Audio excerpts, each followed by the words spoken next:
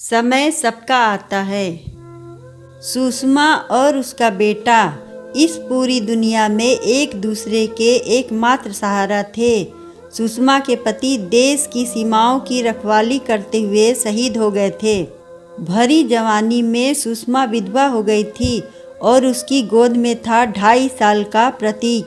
किसी आला सरकारी अफसर को सुषमा की हालत पर तरस आ गया तो उसको कैंटोनमेंट स्कूल में टीचर की नौकरी मिल गई। प्रतीक अपनी माँ के साथ स्कूल जाता, जहाँ आया उसे संभालती, और वो जैसे जैसे वो बड़ा होता गया उसी स्कूल में पढ़ने लगा।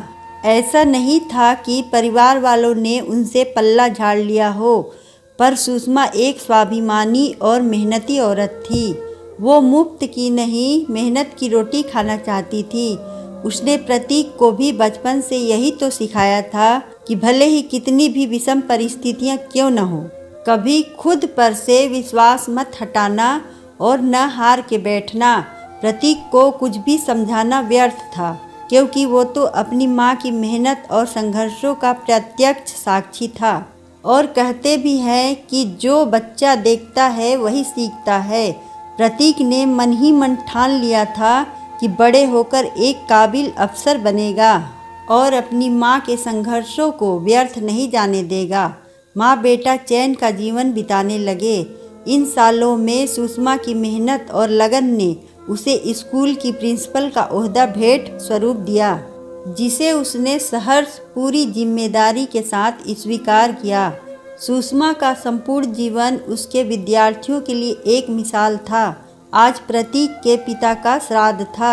उनको गुजरे 20 साल बीत गए और इन सालों में सुषमा और प्रतीक ने आपसी प्यार और संस्कार से उनके बलिदान को सार्थक कर दिखाया। आज ही के दिन प्रतीक के एनडीए एग्जाम का परिणाम भी आने वाला था।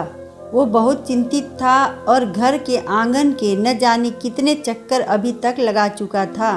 उसे इस बात की चिंता नहीं थी कि यदि उसका सिलेक्शन नहीं हुआ तो वो आगे क्या करेगा, अपितु उसे चिंता थी माँ की आंखों में तैरती हुई उस उम्मीद की जो कहीं उसके फेल होने पर डूब न जाए। अचानक उसकी तेज चाल किसी हल्ले गुल्ले से थम गई और वो बाहर की तरफ भागा। देखा तो दोस्त मिठाई का डब्बा लिए उसको निहार रहे थे। प्रतीक की आंखों में खुशी के आंसू छलक आए और उसने अपने बधाई देते हुए दोस्तों को गले से लगा लिया। सुषमा के भी हर्ष का कोई ठिकाना नहीं रहा और उसने अपने बेटे को खूब आशीष दिए। अगले महीने प्रतीक को देहरादून रिपोर्ट करना था और इस महीने सुषमा का रिटायरमेंट भी तो था। सुषमा अपने प्रिंसिपल केबिन में बैठी इस बात की कल्पना मात्र से सिहर उठती थी कि स्कूल से रिटायर होने के बाद वो क्या करेगी। उसे पैसे की चिंता नहीं थी, उसे चिंता थी उस अकेलेपन की जो दरवाजे की दहलीज पर खड़ा उसको देखकर मुस्कुरा रहा था, मानो कह रहा हो कि इतने सालों मुझसे भागती रही, लेकिन अब क्या करोगी। अपनी इस घुटन को उसने प्रतीक से साझा किया तो उसने बड़े विनम्रता से जवाब दिया कि सुषमा भी उसके साथ देहरादून चले। सुषमा ने मौन धारण कर लिया और केवल सर हाँ में हिलाकर अपने कमरे की ओर चल दी। प्रतीक भांप गया था उसकी माँ के उन अनकहे शब्दों की निरस्ता को जो सुषमा ने अपने मुंह से निकाले ही नहीं थे। स्कूल स्टाफ ने बड़े आदर और प्यार से सुषमा को विदा किया और उसके समर्पण की तारीफों के अनगिनत पुल बांध दिए। सबकी आंखों में अपने लिए सम्मान देखकर सुषमा बेहद गौरवान्वित थी कि तभी किसी ने उसके द्वारा नज़रअंदाज किए हुए प्रश्न को अकस्मात ही उछालकर सबका ध्यान बटोर लिया। मैडम, अब आपकी दिनचर्या क्या रहेगी? आप इतने व्यस्त जीवन की आदी हैं, तो अब आपको कैसा लग रहा है?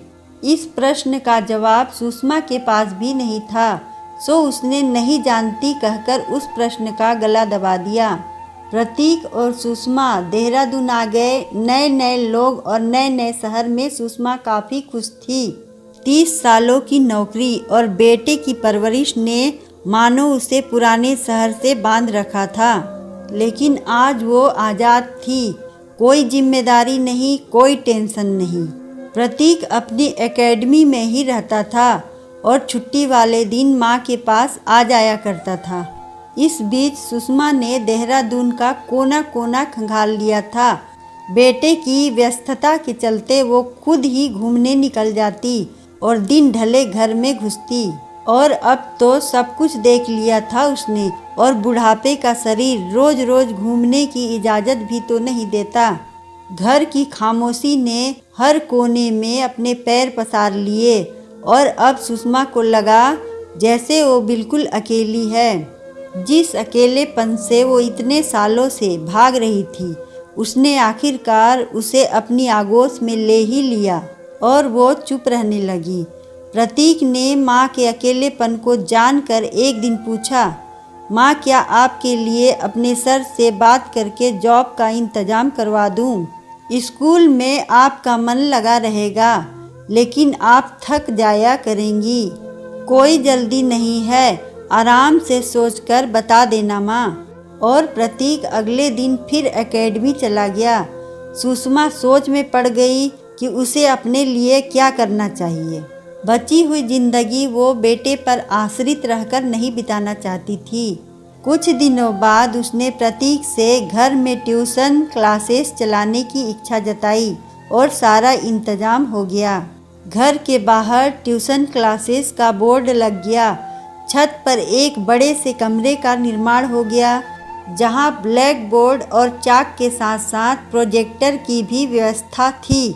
कुछ ही दिनों में सुषमा ने अपने आप को फिर बच्चों से घिरा पाया, तो अपना अस्तित्व खोजती उसकी आत्मा की तृष्णा शांत हो गई। वो फिर से चहचहाने लगी, मानो उसकी उम्र मात्र कोई छलावा हो। अब प्रतीक को भी अपनी माँ के लिए संतोष था और वो आराम से ड्यूटी पर अपना फर्ज निभाने लगा। मित्रों, कभी कभी लगता है जब हम भी उम्र के आखिरी पड़ाव पर पहुँचेंगे तो हमारे पास क्या रहेगा। बच्चे अपने जीवन की अधेड़ बूंद में लगे होंगे और ऐसे में उनके ऊपर अपनी जिम्मेदारी डालकर उनकी मुश्किलें बढ़ाने से अच्छा है कि अभी से उस समय के लिए खुद को तैयार करें। आपका सारा वक्त परिवार को जरूर दें, लेकिन कुछ लम्हे अपने आप को ग्रो करने में भी लगाएं। जितनी जिम्मेदारी आपकी दूसरों के प्रति है, उतनी ही जिम्मेदारी अपने प्रति भी है, और इस बात को स्वीकार करने में कोई स्वार्थ नहीं। अगर बुढ़ापे में खुश और सम्मान से जीना है तो अभी आत्मनिर्भर होने में कोई बुराई नहीं, क्योंकि समय किसी के लिए नहीं रुकता और वक्त सबका आता है। अगर आपको हमारी कहानी अच्छी लगे तो वीडियो को लाइक करें, चैनल को सब्सक्राइब करें और कमेंट में बताएं कि आपको कहानी कैसी लगी। धन्यवाद।